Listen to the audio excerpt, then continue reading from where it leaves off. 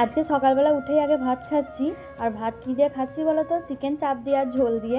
এরকম উদ্ভট কম্বিনেশনের খাবার আমিই খেতে পারি, আর কেউ খেতে পারে বলে আমার মনে হয় না।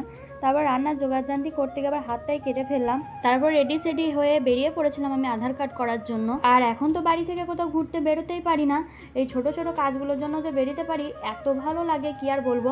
আর দোতলার উপরে ছিলাম, নিচে থেকে রোডটা কি সুন্দর লাগছে দেখো। তারপরে এই যে বুদবুদে এসে আমি আবার পরোটা খেয়ে নিচ্ছি, আর পরোটাটা খুব সুন্দর খেতে ছিল। তারপরে এই অ্যাকোরিয়ামগুলো নেবো বলে দাঁড়িয়েছিলাম, কিন্তু অনেক দাম বলছিল, প্রায় 700-800 করে, ওই জন্য আর নিলাম না। তারপর বাড়িতে আসার পর দেখি শাশুড়ি মেয়ে আবার ভাতগুলো টিফিনে ভরছে, কারণ পিরাজ থানা যাবে, ওইখানে বিলাবে আর আমার জন্য ওইখান থেকে নিয়ে আসবে ধুলফুল হিসাবে। মানত বা মানসিক ছিল, ওই জন্যই এটা নিয়ে যাওয়া।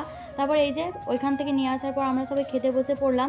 আর হিন্দু ভাই বোনেরা উল্টোপাল্টা ভেবো না, কারণ এটা চিকেন দিয়েই বানানো হয়েছিল। চলো, আমার এই ভিডিওটা এই পর্যন্তই। আমার ভিডিওটি ভালো লেগে থাকলে সাবস্ক্রাইব ও ফলো করে পাশে থেকো।